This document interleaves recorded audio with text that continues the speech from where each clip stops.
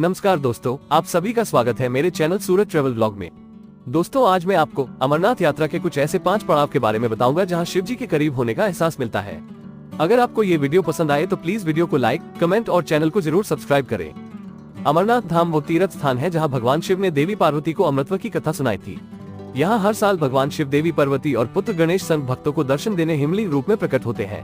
अमरनाथ यात्रा का मार्ग बेहद कठिन है, लेकिन यहाँ हर पड़ाव पर भक्तों को अनोखा एहसास भी शिव जी करवाते हैं। आइए जानते हैं अमरनाथ यात्रा के पड़ाव की खास बातें। बाबा भोलेनाथ का परम धाम अमरनाथ की यात्रा अप्रैल 2023 से शुरू होने जा रही है। बाबा बर्फानी के नाम से मशहूर अमरनाथ धाम का इतिहास सदियों पुराना है।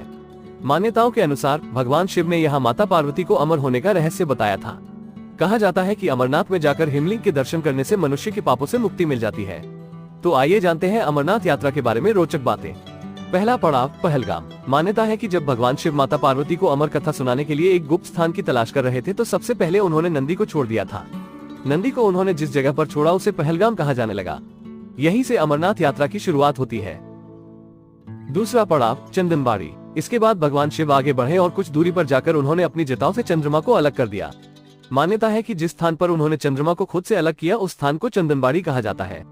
इस जगह पर भगवान शिव ने चंद्रमा के साथ साथ अपने माथे पर लगी चंदन और भभूत को भी उतार कर रख दिया था। यहाँ के कण कण को बहुत पवित्र माना जाता है। तीसरा पड़ाव, पिस्सू घाटी। कहा जाता है कि यहाँ तक पहुँचते पहुँचते यात्रियों की चाल पिस्सू जैसी हो जाती है, इसलिए इसे पिस्सू घाटी कहा जाता है। इसके अलावा मान्यता है कि एक बार देवता और राक्षस भगवान शिव के दर्शन करने के लिए आते। पहले आगे बढ़ने की ईर्ष्या में दोनों आपस में ही युद्ध करने लगे। देवताओं ने राक्षसों को पिस्सू की तरह मारा, तब से इसे पिस्सू घाटी कहा जाने लगा।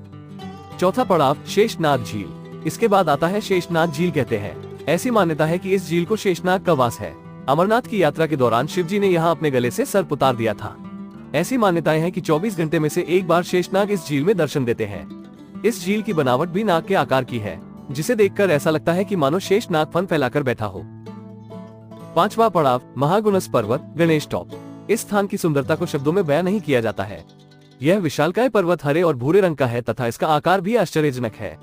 कहा जाता है कि भोलेनाथ ने यहाँ पर अपने पुत्र गणेश को बैठा दिया था, इसलिए इस स्थान को महागणेश पर्वत या गणेश टॉप भी कहा जाता है।